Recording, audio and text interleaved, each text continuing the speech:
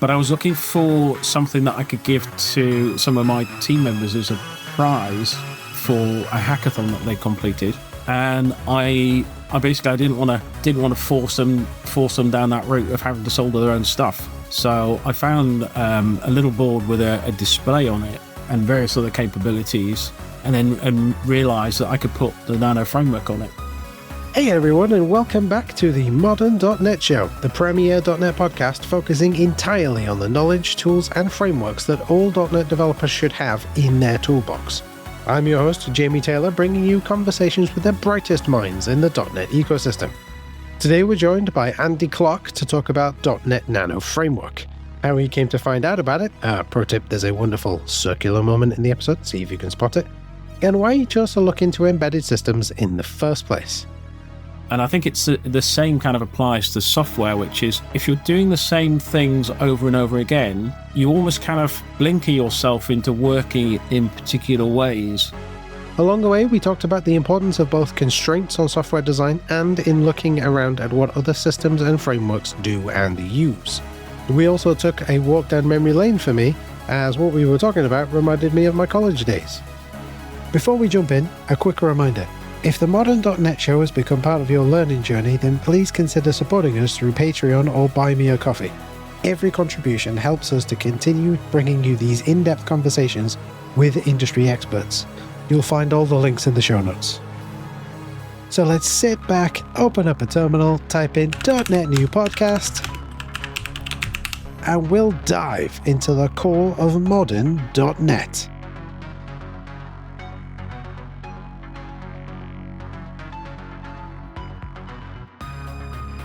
Andy, welcome to the show.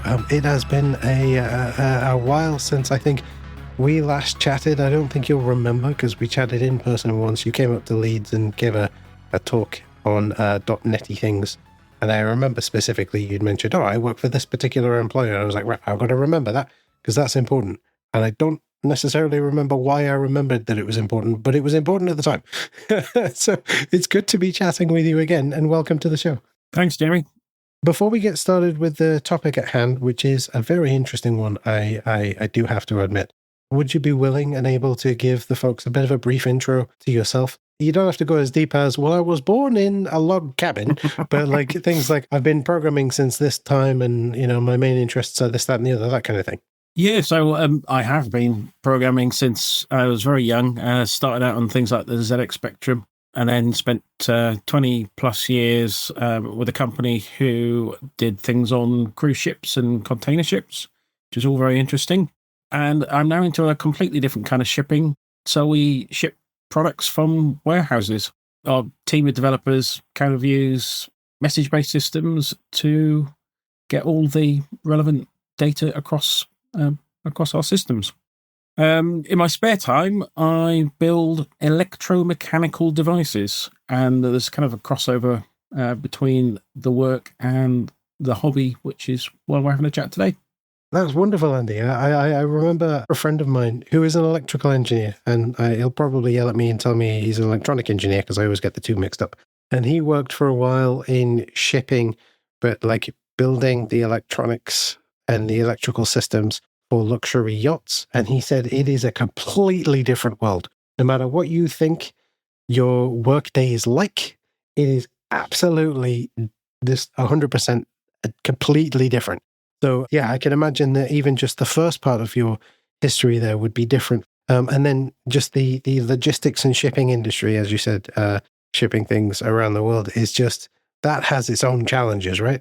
Totally. I mean, working with a lot of kind of third parties and surprising amount of information getting transferred just to get one parcel to the right place.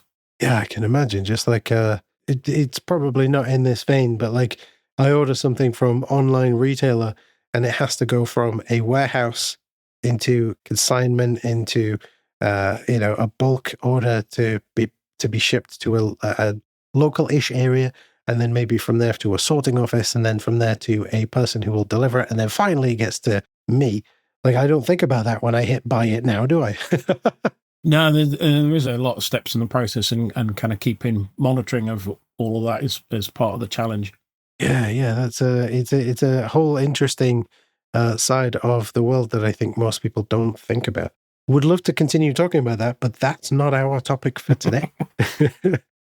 So if folks haven't caught on already, it's in the episode title, but we're going to be talking about .NET Nano Framework and Andy's experimentation with those kinds of things and embedded systems and stuff like that. So I guess the first thing is we did have a couple of people on talking about Nano Framework and IoT and things like that in the past. But for folks who haven't heard those episodes, could you give like a 10,000 foot overview if you were to say to someone, hey, this is my project and this is how it works? Like, what are you saying to them?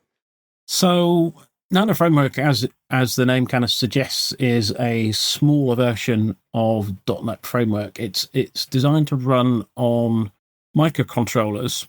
So microcontrollers are basically the brains behind all of the sort of small devices that you might find around the house, from kind of like high-end washing machines and dishwashers through to all the kind of classic voice-activated assistants all have various types of microcontrollers in them. And the big difference between a microcontroller and a microprocessor is that typically the package has a bunch of other functionality contained within it. Typically things like input-output, memory management is quite often in there. In the case of the one I was looking at, it also has a Wi-Fi capability, so it could talk to the internet. So we've got this system that is that has a microcontroller in it, which is different to a microprocessor because I don't have to worry about a whole operating system and memory management, things like that, when I'm doing microprocessor-based stuff. So my normal CRUD-based operations, my normal forms over data, my normal day job work, even perhaps apps on my phone. I don't typically have to worry about those kinds of things because the operating system takes care of it for me. But if I'm dealing with a microcontroller, am I doing literally everything, right? I'm freeing memory up. I'm worrying about, like you said, memory management. I'm worried about, am I overloading the CPU? Is my CPU going to be, I don't even know if this is the right term anymore because it's been that long since I did my computer science degree, thrashing or flip-flopping or that kind of thing. Like, is that the stuff I need to worry about? Normally, yes. But the nice thing about the Nano Framework is it takes a lot of that responsibility away. So when I first started out with microcontrollers, I was kind of using assembly language statements to make my software work. So you'd end up with kind of like a page of code, and at the end of it, all you'd get is a sort of hello world coming out of a serial port. And then over the years, the sort of things have got a bit more sophisticated. So we typically would see C language used on these microcontrollers, and quite often things like MicroPython as well. But then by putting the Nano Framework on it, things like, as you said, like memory management and sort of abstractions around a lot of the hardware is already in place for you. So you don't have to worry about interrupt handlers and that kind of thing quite as much as you would do if you were kind of bare metaling it, as they like to call it, when you just write to the raw processor. Right. So what you've done there, you've just unlocked a memory for me. So back in college, so here in the UK, 16 to 18-year-olds, because we have a bit of a international audience. Back at college, I did electronics telecommunications, and we had a whole year devoted, like a 1 year long course devoted to using assembler to program against the Flight 68K boards, it's a 68K Motorola CPU and a little dev board, and you had to write everything in assembly. And I like everything you were saying there about pages and pages of code just to do hello world or just to turn an LED on. You didn't say LED, but that's one of the things that I had to do. The only thing I remember about each of these program listings was the very last thing you had to do was trap #11. And I do not know why, and I cannot remember why. But that was all in assembler. And then we moved on to using PICS, P-I-C-S, with like low-level C and things like that. So if any of your credit cards have got one of those chips in them for chip and pin, essentially what a PIC is, right? Or a SIM card is kind of like a PIC. And so, yeah, you've just unlocked all of these memories. Yeah, I also worked on the PIC devices. One of the kind of key differences between those kind of early devices and some of the more modern devices is not only are we getting the abstraction levels at the software level, we're also getting them at the hardware level. So rather than, they like to call it bit toggling, where you basically saying go high, go low to try to communicate something. You now are at the hardware level saying, hey, serial port, do some stuff for me. And the serial port will take on the responsibilities rather than having to literally go high and low on various devices. Oh yeah. You're continuing to unlock more and more memories for me. I remember the 68K we had to program over a parallel port in DOS. We had to drop out of Windows. So this was early 2000s, right? So we were using Windows XP, dropping out into DOS. Like you couldn't open a DOS window, you had to drop out. And we had to do things. We were doing the bit flipping. So you would send a binary value to a specific register that would then cause that bit to flip so that then something could be read or something could be written. It's yeah. But yeah, and then like you said, the hardware abstractions where you're just saying to the port, to the device, hey, give me the value of that, or set the value of this. You don't have to do that anymore. It's completely alien from what we do, I guess, as .NET devs every day. We don't have to worry about setting up memory mapping and things for our apps, or if we're, I mean, maybe we'll get onto it in a minute, but like with, I guess, full .NET, if that's the term to use, we don't have to create our own HTTP clients to do stuff over the wire, or TCP clients to do stuff over the wire. But I guess in that IoT land pre.NET Nano framework, you did have to, right? Yeah, exactly. All of this, they call them a TCP stack, but even those were kind of fairly low level. So you would need to know sort of start of message, end of message, that kind of thing, and send all the data in between. So no, HTTP get JSON or get stream capabilities back on those earlier devices. Yeah, and I guess just sending and receiving JSON would be too much anyway. Like even if you could write your own code to send it, like receiving a text document and then parsing that text document, that's out of your, in the early devices anyway, that is way out of your league of what's available. Yeah, I mean, they used to be binary protocols were the kind of the standard that people would use. So literally each byte has a meaning, and quite often each bit within those bytes would have a meaning. So you could be effectively passing several different pieces of information with each byte that goes across the wire. And to a lot of extent, that still is the case, because although the processor end is a lot more sophisticated, the target ends are still effectively quite low spec devices. So if you're talking to, say, like a temperature sensor, as you mentioned earlier, you'd be setting a register and then checking a different register to see what the current value for that temperature is. And quite often you have to worry about what order the bytes are in and how that temperature is represented. So there is still quite a lot of low-level stuff that you have to worry about when dealing with the microcontrollers. All right. Well, even in the sort of, yeah, like you said, even in the modern stuff, yeah. I can imagine whilst you're using the slightly more modern processors, maybe an ARM or something like that, we can get into that in a moment. The other components around it, there's no need to change them, right? There is no need to change the temperature sensor, like you said, or like a moisture sensor or a video sensor, because it has worked forever. So let's just make the processor speak its language, right? Yeah, exactly. I mean, obviously the advantage of kind of using a high-level language like C# is if you want to put those abstractions in place, you can do so. Your code will be like start timer, get temperature, stop timer, that kind of thing, rather than the sort of low-level statements. So you can still have nice, easy to read code on your device. And kind of that was the reason I ended up getting into nanoFramwork. So one of the reasons that you got into it was because you could abstract that stuff away. It makes sense, right? Because then you're not writing maybe not thousands, but hundreds of lines of boilerplate code to, bear with me whilst I make my IoT device measure the temperature of the room, and I'll just write code for 15 minutes. Whereas actually I could have gotten up, walked over to my temperature sensor, my thermometer rather, and just read the temperature, right? Yeah, exactly. You find the right level of abstraction. Obviously, you wouldn't want to make it too many levels deep, because at the end of the day, these devices are still limited in various ways. But just kind of recapping on how I got into the whole thing. So as mentioned, I like to kind of like mess about with the electronics and solder bits and pieces and build projects from the ground up. But I was looking for something that I could give to some of my team members as a prize for a hackathon that they completed. And I didn't want to force them down that route of having to solder their own stuff.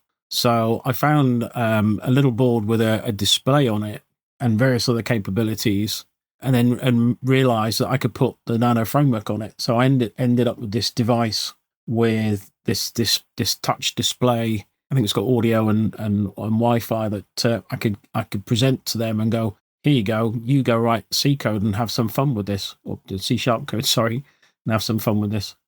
Right, okay. There is an episode coming out slightly before this one where I talked to someone who built something for fun, and I feel like, especially in like the enterprise, there's a little bit less of that kind of thing. So fewer people actually building things for fun. First off, I want to say that regardless of whether those folks in that team appreciated that, I appreciate that, right? Because we need to bring some fun back to what we do. Because it is so easy to fall into the trap of, and I will make a forms over data app, and I will build an API, and it will be, enterprisey, and I will add unit tests and all this kind of stuff. And life gets very business-like, and I'm reticent to say the word boring, but you know what I mean, right? So there's not much in the way of immediate blasts of joy.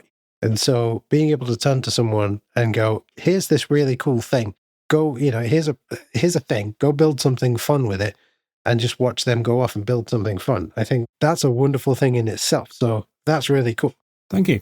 Yeah, I mean, that was the idea, to basically provide a platform for experimentation with these devices, rather than having to get them go away and kind of learn a whole kind of new paradigm of different things and different tools and techniques, which is typically what happens with the microcontroller world. Is you'll pick up a device and you'll get a software development kit with it, and then you have to kind of understand what that is and build the tool chains, which might be different from the ones you're using.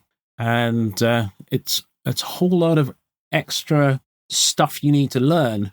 And if you're doing that full time, that's fine, because you kind of learn it once and then you're using it daily. But as you said, in the sort of business world, remembering which SDK to use and which tool to use with particular devices is it can be quite complicated, really.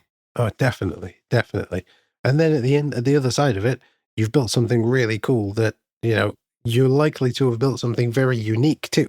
That, like, you might put I think they call them hats. So these GPIO or whatever pin boards that sit on top of them that has like a little screen on it. Like you said, the one you picked had a screen on it, but you might be building something that, like, it'll show you the time or the number of lines in this commit or something like that. That's always really cool to do anyway, right? I think it's more fun to do those, and more, this is very, very hot take, but it's more important to do those kinds of projects than it is to do like the standard sort of code katas. And I feel like that because, like I said earlier on, it brings the joy back into the work that you're doing, because otherwise it becomes monotonous, right?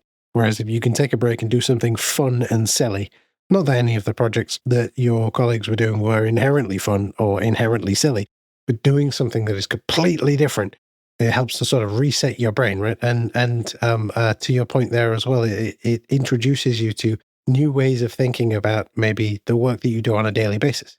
Yeah, I think tenuous connection with the katas, actually. I used to do karate, and my instructor said that what he recommended is when people got to the sort of highest level, sort of black belt and above, that they actually go off on a completely different tangent and try a different discipline like judo or taekwondo, and then come back, because when they do that, the thing they're kind of focusing on will be better.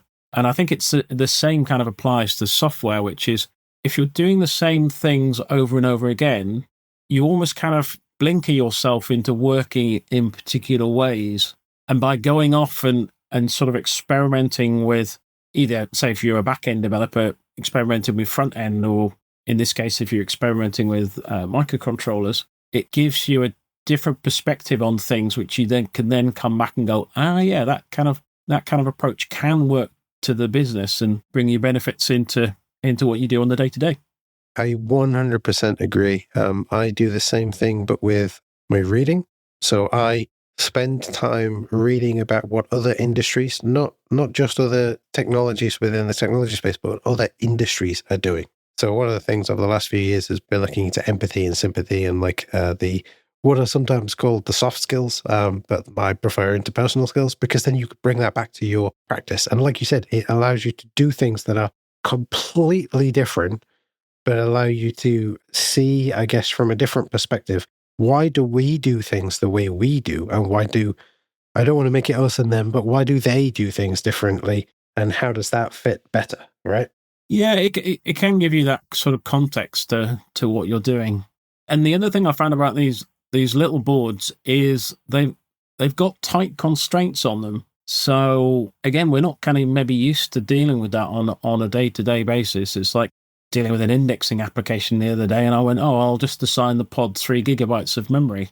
But the devices that I've been working with have got sort of 512 kilobytes of memory. So it really is tightly constrained compared to maybe what we're used to. Yeah. And I think that sort of breeds innovation, I think. So one of the things that people often find fascinating, and it is a proper tangent, so I apologize, but I will make it relevant to what we were talking about, is the fact that Doom kind of runs everywhere, right? And the reason for that is because there's this wonderful book by Fabian Sangelgard, and it's called Black Book Game Engines Doom. And it's a series of books about all of the early id Software video game engines. And this one focuses specifically on the design choices made by Carmack whilst making the engine. And the reason why it is so eminently portable is because he abstracted away the constraints of those early PCs in the very early 90s, abstracted all of that away. Like the reason that a million Doom clones exist and a million different Doom engines exist is because they're all programming to the same constraints via those same abstractions.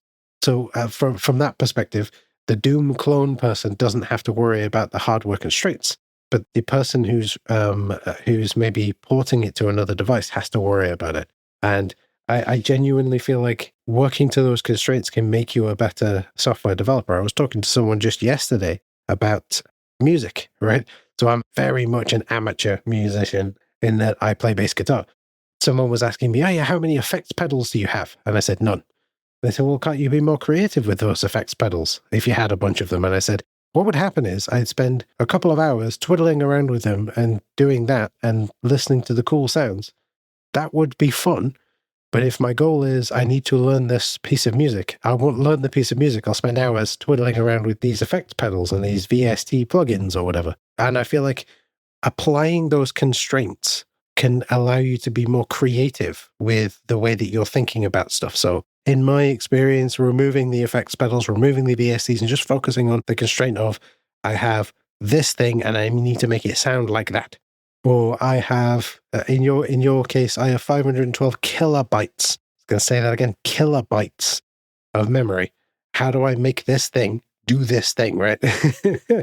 Yeah, I mean, for me, one of the biggest challenges with the was the screen. The screen is, I think, 320 by 240. But once you allow for 3 colors and enough resolution, that's nearly all your memory gone. So you can't basically hold the screen in memory, which is a fairly kind of common technique for kind of writing to screen devices. You basically, you take a bitmap copy of it and then you draw on it and then you send it back. So what I ended up having to do was kind of write chunks of screen at a time and copying bits and pieces on. And that raises another interesting constraint, which is, again, on the sort of desktop apps, you're kind of used to things like fonts being available to you. But on these devices, a font is an optional extra. So you actually have to take your font and you compile it into a kind of new, they call it the tiny font standard. And you can even go to the point of saying, well, I only need the letters from A to Z and I only want them in capitals. So I'll only have 26 glyphs or whatever they're called. And you pick your size as well to match your requirement. And then you create your font file, which is this tiny font file. And then you can use that for writing to the screen. Luckily, you don't have to draw out the individual characters, but that has been abstracted away, but basically say, here's the font and here's the text, put it on the screen in this position, and it sends it off. Like, that's making me think of all of our friends who use like Font Awesome or any kind of sprite sheet based web design, and they just download, the equivalent of 1,000 times more data and then go, well, I only need this one bit from this icon file or this sprite sheet, but I'll download the whole sprite sheet and then just snip out the bit that I want and position that on screen. Like, just the amount of, I guess, inefficiency might not be the right word, but it's the word I'm reaching for. Like, I have to download megabytes of data to show a small thing on screen, whereas you are having to plan in advance, what are the messages I want to display and which characters or glyphs can I have and how big must they be and all that kind of stuff. It's a completely different world. You picked up a good example there, which is you probably would have like things like a sprite sheet on these devices so that you don't have to keep sort of repeating your graphic elements. But yes, you would need to be careful on how big that sheet was, because otherwise it could blow the resources on the machine. One thing that is quite useful, though, is you've got your program space and then you've got your RAM space. So you can actually put, if things are not changing, you effectively are writing them into the program side. So in the flash RAM is where the program lives, and then the static RAM is where your sort of variables and temporary storage lives. There are techniques you can use that basically push stuff into that sort of static side and hence saves you a bunch of storage. There's a fantastic series of videos by a YouTuber, I think the 1000th Coin, who I've been able to pick up through watching their videos that they are a .NET dev, where they talk about how the NES did those kinds of things, right? Where it's like, this is data that is never going to change. We'll store that as part of the program rather than store that in, volatilely RAM space, because we need all of the volatilely RAM space for all of our game assets and things like that. I've gotten the words wrong, but you get the idea, right? Hopefully you get the idea. Totally. I mean, back when I first started programming, I was doing a little bit of game programming. And one of the techniques that you could easily apply on these modern microcontrollers is if you need to have the same thing either rotated or mirrored, you can store it once and then actually do the rotation and mirroring on the fly, because the processor is a reasonably good spec. It's like a 200 megahertz processor. So flipping a sort of 8x8 icon is not a big deal for it. Whereas obviously having multiple copies of the data might actually be an issue.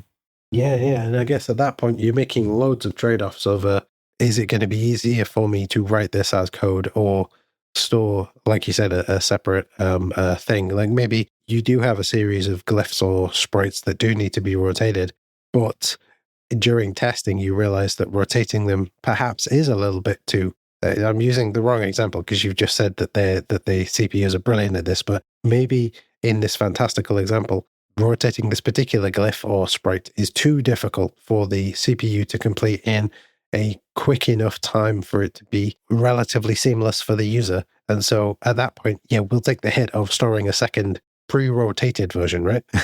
Yeah, and potentially you could do those kind of optimizations as you go along, I suppose.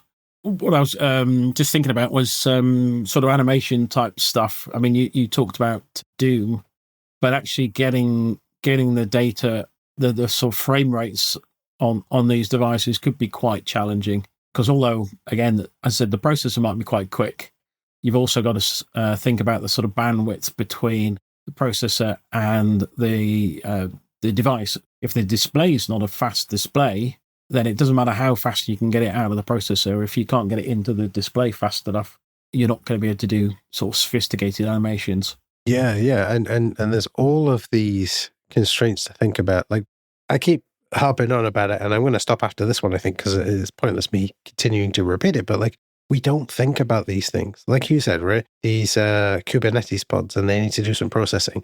I'll just throw 3 gigabytes of RAM at them. What? Like, I'm looking at the laptop that I'm using, and it's got 128 gigabytes of RAM. How is that even possible? Right? I remember as a kid getting a computer with 128 megabytes of RAM. I was like, wow, I can store the world on this computer. Yeah, and it's similar. I mean, I started out with a 48K Spectrum, so even kind of smaller than the devices I'm working on at the moment. But I think there's, for anybody that was sort of brought up in the 80s and 90s, there's a lot of parallels between those early computers and a lot of these sort of microcontroller devices. I think probably the biggest difference is things like networking. We just didn't really have back then, where it's kind of even some of the very low end microcontrollers have got built-in Wi-Fi stacks. And probably my next project is going to be looking at a protocol called Zigbee, which is used for transmitting things like, again, back to temperatures again. Hopefully I'm going to be able to get nanoFramwork onto a different microcontroller and get that project working. So we're going to have a automated greenhouse where we send data from the greenhouse to an e-ink display. So the idea of the e-ink is that basically you write to the screen and then you kill the power and the image stays on the screen. Again, we ended up experimenting with those in the day job for some of the stores to display stuff. And I've then sort of used that back in my hobbies to do things for the home.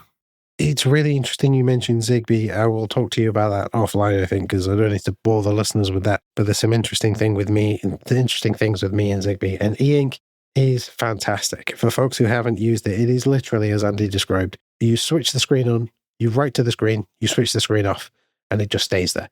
I've seen them. I mean, I'm writing on an e-ink screen as we record this, and I've seen them at bus stops. I've seen them in stores. I've got several e-ink devices for reading books. They are genius, right? Whoever created them is a fantastic person. And because you just turn the screen on, right to it, turn it off, they require almost no power, and they can almost hold the image for forever.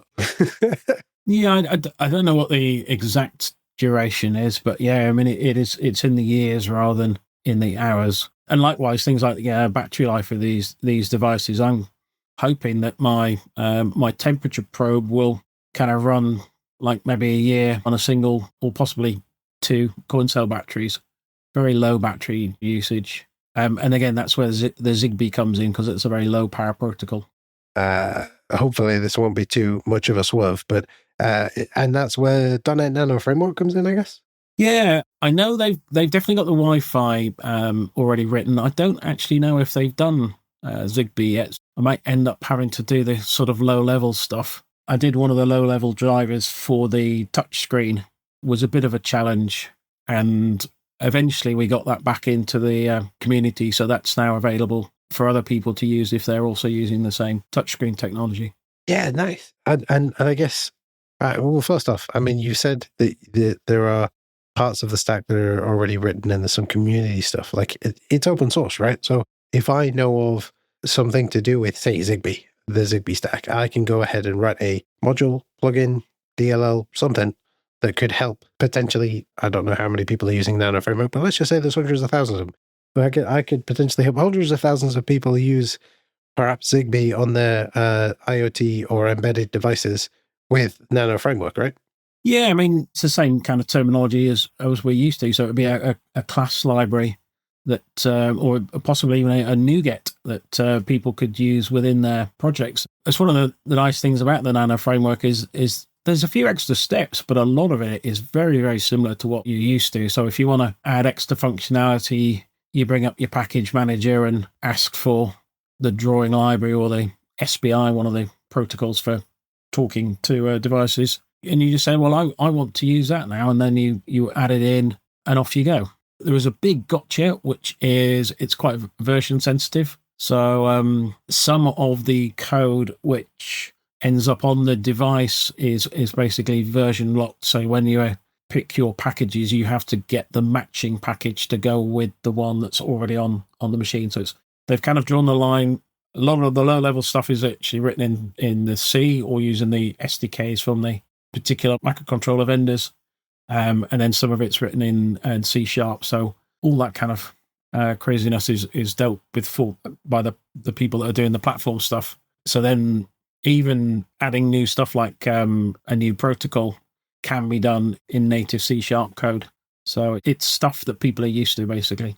And I think that's what I like about it from an IoT perspective. So you could potentially have a full stack from the sensors through the kind of controllers and the hubs out into the front end stuff could all be written in C#, which would be brilliant. Today's episode of the Modern.net Show is brought to you by RJJ Software, strategic technology consulting for ambitious SMEs. You know me as the host of this podcast, but here's what you might not know. I'm also a Microsoft MVP who's helped businesses from Formula One teams to funded startups to transform technology from a cost center to a competitive advantage. At RJJ Software, we specialize in 3 things that matter to growing businesses. AI that actually delivers return on investment, not hype, just practical implementations that pay for themselves. Developer experience optimization. We've helped teams to achieve 99% faster deployments and 3x productivity gains. And strategic technology decisions, from architecture reviews to fractional CTO services. The difference? We don't just advise. We ensure successful implementation through knowledge transfer to your team. If you're an SME leader wondering why your technology investments aren't delivering, or if you're facing critical decisions about AI, modernization, or team productivity, let's talk. Visit rjj-software.co.uk/podcast to book a strategic consultation. Now let's get back to today's episode.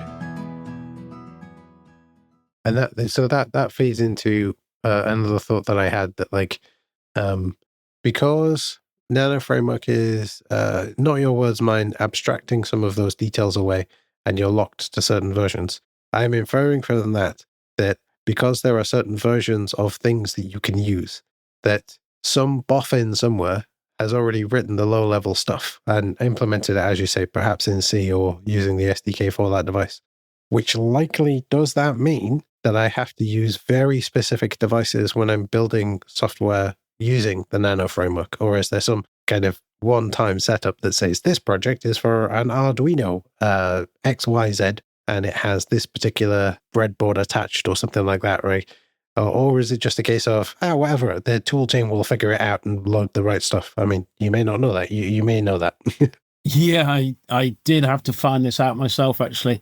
So when I started out, I thought, it's a new device, so I do need to build a new firmware, as they call it, from scratch. So I kind of followed all the instructions on how to build the firmware, and I ended up with my firmware image, which I was kind of ready to put onto the machine. And just as I got to the step where it says to put it onto the machine, I noticed a thing that said, and here's a bunch of pre-built images that you can use. Oh, no. Yeah, so I basically used one of the community packages and that sorted me out. But yeah, it's very similar to the Arduino world, which is there are a lot of people kind of writing just the low level stuff and dealing with the actual processors and SDKs, and then there are people that are not quite users, but they're the sort of the consumers of that, and they're writing the sort of high level stuff, which is actually kind of providing these sort of apps and devices that you see. Right. So it truly is a full community effort. Yeah.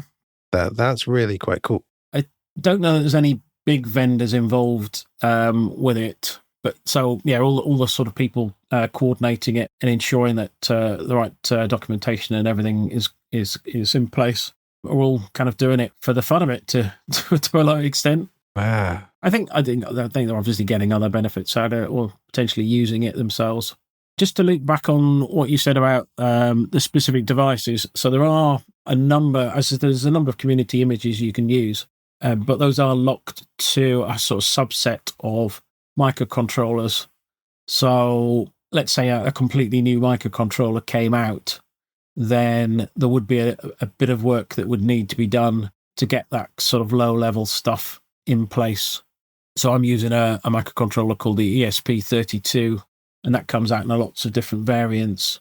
Typically, if a new variant of that comes out, then it is probably just setting a few flags and just a few parameters to get a new version coming out.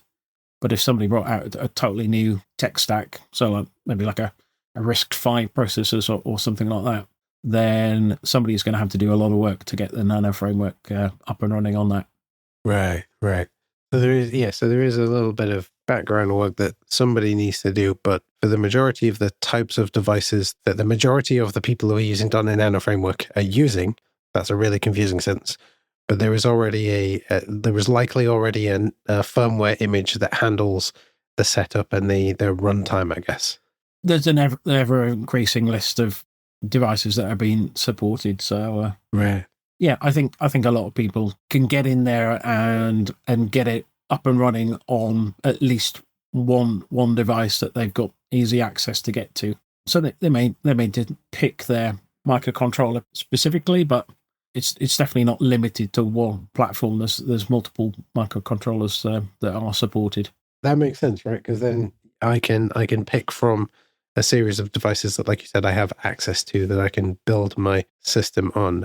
You're using the ESP32, which is, a whole suite of devices. But like, was it just a case of, oh, there's one of these at my local store, or like I can get one on Amazon or whatever? Like, was that the choice for you? Was that the reason behind choosing that device, or was that like a, oh no, I've done loads of research, and for the type of project I want, for like you said, for the temperature for the greenhouse for Zigbee, I may need to use an ESP32. I'll have the best chance of success. Or was like, what I'm trying to get at is like, if there's someone listening along going, I want to try out .NET Nano Framework and I've got an idea in mind, are they going to be hamstrung, I guess, by the devices that are out there, and will they have to choose between? I don't even know if there is an ARM device. That's probably the wrong kind of chipset, but like, there are 4 different kinds of devices I can choose from. How do I choose the right one to be able to do this work? Because it could be a considerable amount of money involved in buying these devices, right? Money was kind of the reason I ended up with this particular board, which I was looking for these, as I said, I was looking for these prizes for the team, and they give me the budget, and it's like, oh, blimey, that's not very much. So I sort of started looking around for interesting things that I could give the team, and I spotted these little boards, and then I sort of dug into them a little bit more detail, and I discovered that people had been writing their own software for them. So I thought, well, I'll get them, and then I actually think I heard it on this show, which was nanoFramwork, and it's like, oh, I wonder if nanoFramwork will work on this board that I bought for these people. And then, so I kind of discovered that, and it's like, oh, bro, and put it on. But kind of looping back to your question about the selection, because of the nature of the nanoFramwork, it does require a quite high-spec processor compared to a lot of the things that are sort of there. So, I mean, if you're blinking an LED, then there are probably processors out there that are sort of sub-cent price, so tiny amounts of money to get that up and running. But the processors that they've got basically there's probably about 3 or 4 sort of key ones that are mentioned. I think this is the STM32 and the ESP. I don't know if they do ARM just yet. I know there has been some discussions around it. There's a board called the Pi Pico that has ARM on, which a lot of people are interested in. That's really cool that there is like a circular thing relating to nanoFramwork and this show. That would have probably been the episode where I talked to Jose, creator of the nanoFramwork. That is a really cool sort of come back around. And I wonder if I've perhaps overstepped by asking if ARM was one of those things, because I do happen to know that there is a licensing agreement that hardware vendors have to sign when they release an ARM device. Maybe ARM is a bit of a full-on hope, but who knows, right? Who knows what the next year or so will look like? Because with the increasing shortages of hardware and the increasingly bloated prices of RAM and things like that due to AI-based data centers, maybe embedded systems is the future, right? Maybe reusing slightly less high-spec hardware to get the work done is maybe the future, and maybe we need to learn to constrain our apps a little bit more, right? Yeah, totally. Yeah, I mean, it comes back to that point you were making earlier, which, of course, the constraints lead to creative solutions. And I think there are people actually running AI-type inference, they call it. So not the generation of models, but the use of the models can actually be run on microcontrollers. So basic stuff like voice recognition, or potentially even a little bit of sort of still video type stuff would be possible on these devices. There's probably going to be a bit of a lag in in a lot of cases. So it might not be the fastest thing ever, but definitely can keep up with the big boys, so to speak. So it is possible to do these things. You just need to, how do I put it?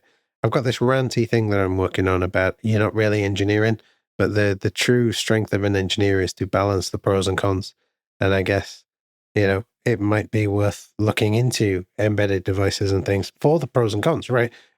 You said that you can't use generative models on the edge where the embedded devices are, but you can do inference-based work from the outputs of those generative models, right? Well, you might be able to do video, but it's a bit laggy. Well, if you're happy with laggy video, well, guess what? You can do it, right? You don't need £1,000 worth of computer sitting in your back garden just recording videos and detecting birds or whatever, right? You can use something that is an embedded device or IoT or whatever the correct phrase might be. I know I keep mixing them up. Maybe they're different.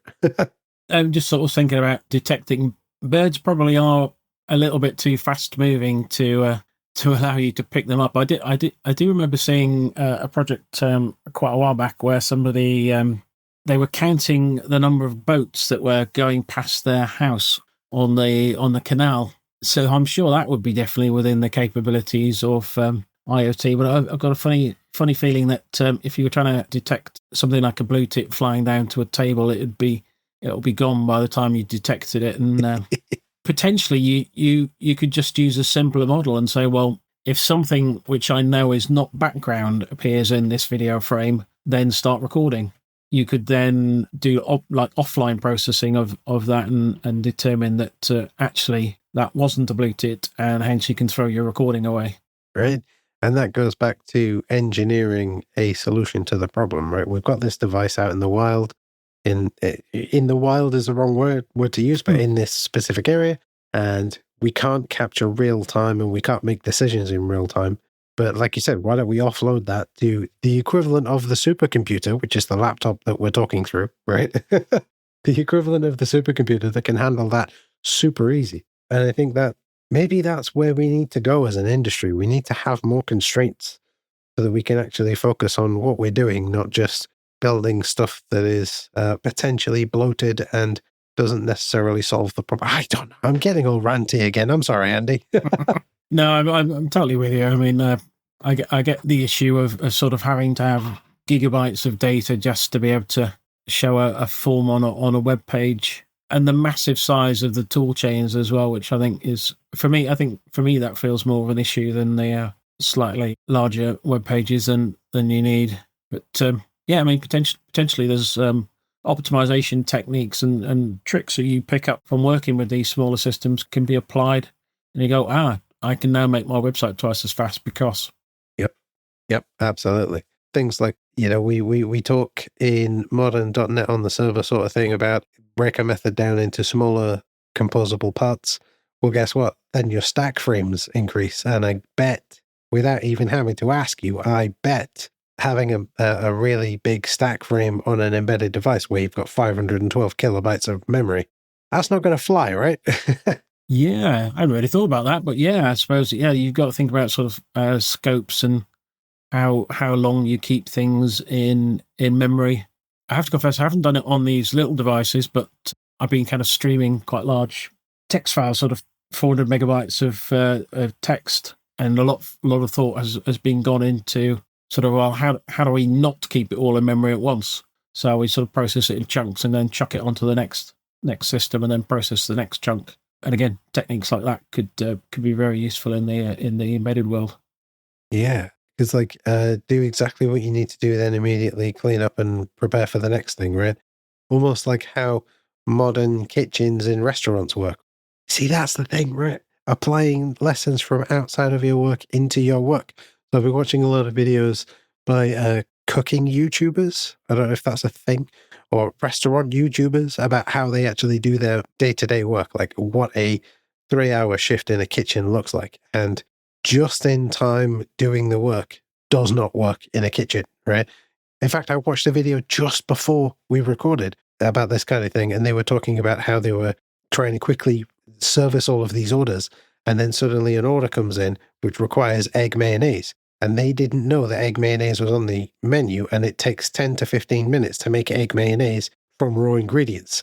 And so the whole chain of everything then slowed down by 10 to 15 minutes because one person had to then go ahead and make that from scratch. Whereas if they'd have known ahead of time, they could have made it ahead of time, right? Which kind of fits in with what we're saying about like, if I know that my processing pipeline needs to process a log that comes in, look for a very specific thing, then immediately send it on.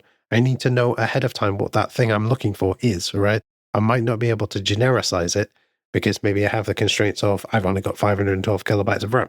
And so I might not be able to genericize it and then create an execution method ad hoc because just the overhead of reflective starting a new class and then calling that method on it and then passing that through into that pipeline, just that overhead might be too much, right? Yeah.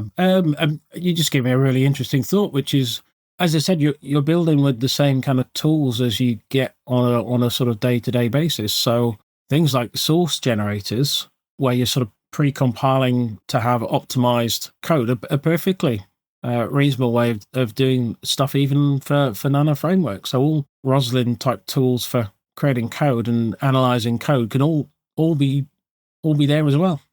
Yeah, it's a wild world we live in, right? If we go back, we have to go back before 2016 when Jose started creating .NET nanoFramwork, right? But if we go back to like the birth of, I don't want to say the birth of embedded systems, because as you said earlier on, one of the embedded systems could be a washing machine or a refrigerator or something like that, right? But we go back to the mid 90s and, there's folks there literally flipping bits in C or even assembler. And then we say to them, oh yeah, but we'll soon be able to use this entire runtime and write your apps in almost human-like language. And on top of that, we'll have source code generators that can just generate code for us at build time that takes care of a whole bunch of the stuff that we need. And guess what? You could probably even do meta programming with it. And they go, what? And their heads explode, right? Just like the innovation. We are standing on you are standing on the shoulders of giants. Yeah, and there's innovation still happening in the nanoFramwork world as well. So I believe generics got added quite recently. So I'm quite a big fan of generics, actually. But probably the biggest place I use it on a day-to-day basis is doing logging. So it kind of opens up a whole extra set of libraries and capabilities that maybe weren't there before. Yeah. Like we don't really think about that. But if you take a language feature away, then the amount of NuGet packages or even stuff that existed pre-NuGet, right? All of those libraries, all of those things are no longer available to you. And so you kind of have to reinvent the wheel a whole bunch. Yeah. Going back to the 90s, I was working on a completely different kind of embedded system. I was working on aerospace stuff back then.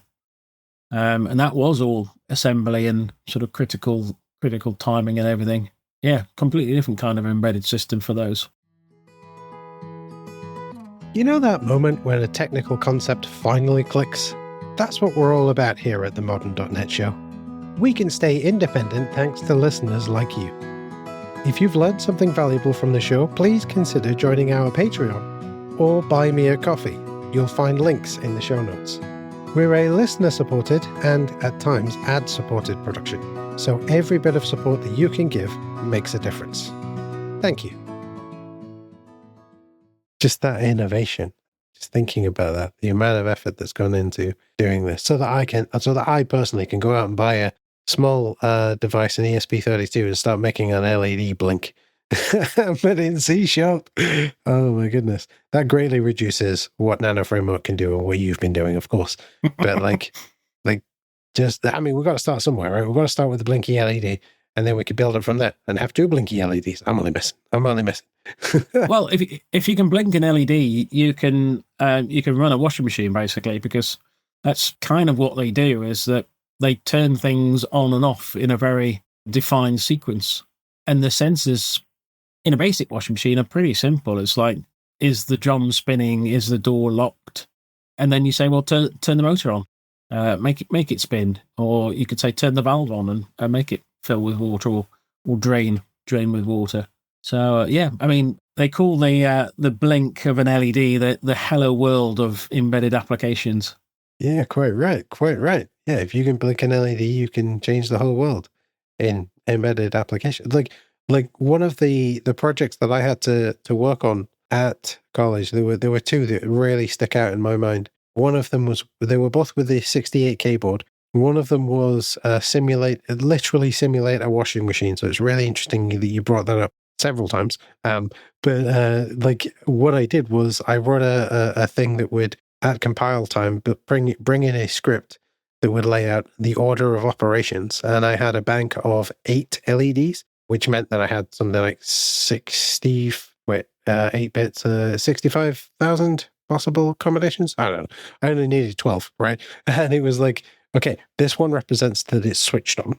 This one represents that the door's locked. This one represents that it's spinning. This one represents, like you said, that it's filling with water and now draining the water. And I was able to simulate an entire wash cycle and drain cycle with these eight LEDs. It was fantastic. And then the other one that I did, I remember I had to use an air rifle to measure the speed of the pellet that is fired from the gun. And so what I did was I rigged up this whole, and it was not in any way health and safety friendly because I nearly shot myself in the head with it. But I had to rig up this air rifle with 2 strips of like silver foil. And it's a really simple test, right? You fire the gun and you have your embedded system read pass voltage over both of the 2 strips through crocodile clips. And as soon as that voltage stops for either one of them, you either start or stop a timer. And then you have, then the device knows how much time passed between breaking so you put I wasn't clear, you put the gun, the air rifle so that it fires such that the pellet breaks both of the pieces of silver foil. And then you time how long it took to break those pieces of silver foil. Then you tell the embedded device how far away they are. And guess what? Speed is distance over time, right? And so you've got how fast the bullet's flying. You don't need gigabytes of RAM just to calculate that. Yeah, I mean, you might need the gigabytes of RAM if you wanted to sort of graph the results over time or something. But yeah, you could definitely do like a scientific type experiment with these kind of level of boards. And I think potentially this is where something like the nanoFramwork really works, is if you need to get something up and running quite quickly for an experiment or a test, and you don't want to spend months developing it and optimizing it, then you can get stuff up and running in these high level languages without needing to learn the sort of intimate details of the microcontroller and its registers. Yeah, absolutely. So as we start to come towards the end of our conversation then, Andy, I feel like I could talk to you for hours about this. And maybe we will next time you're up this way or I'm down that way or over that way or whatever it is. We should probably get together and have a chat about this kind of stuff because it's bringing back all of these memories, right? As we're coming towards the end of our conversation, I was wondering, what would you recommend as a getting started or a first step towards? I've heard about nanoFramwork and it sounds awesome and I want to build something with it. And Andy was on this podcast and he said, go buy an ESP32. I mean, you haven't said that yet, but let's say you did. And buy an ESP32 device. How do I get started with nanoFramwork? Just doing the hello world of embedded devices, which is blinky LEDs, right? Yeah, I would say get one of the sort of pre-made development kits. So if you go to the nanoFramwork website, there's a number of different community images and a number of different built-in images, and some of them refer to some quite specific hardware. Those are probably your easiest in to build something.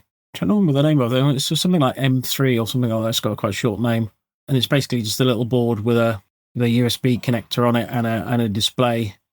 And then what you need on the software side, pretty much what you have on the day-to-day. So either something like Visual Studio Code or Visual Studio, and then you put a plugin in place, and then off you go. You're up and running. Super easy getting started then. And I guess if you buy one of the devices that's listed in one of the Getting Started guides, then the Getting Started guide will take you through the version of Hello World, the blinky LEDs. And oh, cool, you've also, because you've bought this device, it also has a screen, so let's do something with the screen. And maybe this device has a button, let's do something with a button, right? And then it's showing you how to use all the different things on the device. I wonder, is there any other quick hints and tips for getting started with this kind of stuff that folks may need to know about? And then, how can folks connect with you to keep an eye on what you're up to in the public space? Yeah, if you're kind of not really into the electronics side, there's a lot of kind of ready-built modules. You mentioned hats. They're specifically for something called the Raspberry Pi, but they're also known as capes and things on other platforms. But a lot of the modules and things that are available for these other platforms can be used with the nanoFramwork, but you might have to go to the effort of sort of rewriting some of the code that communicates with them. So I've done that by basically looking at the sort of C code and then going, well, if it's written in C like this, then it would have to be written in C# like that. And a lot of it just sort of is almost copying line for line, chucking the odd semicolon in place, etc. But yeah, I would recommend, as well as sort of buying an off-the-shelf dev kit, buy like the off-the-shelf sensors, and then literally, rather than having to worry about whether you've connected it right, you literally just sort of plug these things in and get yourself started that way. And then once you're sort of a bit more confident that you know your software works, then potentially you can swap your hardware out with sort of hand soldered stuff. So you're not sort of fighting on two fronts. You're either dealing with just the software or just the hardware at one time. I always say with my projects, I'm either going to go software, hardware, or mechanical, and I nearly always end up using all three in a project and find myself, as I said, sort of fighting multiple challenges at the same time. It's like, is the motor going round? Is the driver not working? Is the software that talks to the driver not working? But yeah, if you can sort of isolate your problem space, then that will generally make things a lot easier. With regards to where to contact me, my sort of work space is Techie Chap London. You'll see me around GitHub and various other places. But my sort of hobby stuff is Workshop Shed. So, yeah, I'm on most of the social media platforms, and there's a blog, and there's a GitHub repo where you can find all the good stuff. Amazing. Well, what I'll do is I'll get some links anyway, put those in the show notes. So if folks want to press through, or if you drive in, wait till you get there and then press through, because you don't want to be diving over your dashboard and crashing your car. Please don't do that, because I really wanted to learn more about .NET nanoFramwork is not a good legal defense for crashing your car. So please don't do that. And I guess all that really remains to say is thank you very much, Andy, for having this conversation with us. There's lots to learn about both the constraints that we can either put on ourselves artificially or can have by doing embedded systems and or IoT or whatever you want to call it, by using things like nanoFramwork. So I really appreciate the conversation that we've had today. Thank you ever so much. Thanks, Jamie. Thank you for listening to this episode of the Modern.NET Show with me, Jamie Taylor. I'd like to thank this episode's guest for graciously sharing their time, expertise, and knowledge with us. Be sure to check out the show notes for a bunch of links to some of the stuff that we covered and a full transcription of the interview. The show notes, as always, can be found at the podcast's website, and there'll be a link directly to them in your podcatcher. And don't forget to spread the word. Leave a rating or review on your podcatcher of choice. Head over to .NETCore.show/review for ways to do that. Reach out via our contact page at .NETCore.show/contact, or join our Discord server at .NETCore.show/discord, all of which are linked in the show notes. But above all, I hope you have a fantastic rest of your day, and I hope that I'll see you again next time for some more .NET goodness. I'll see you again real soon. See you later, folks.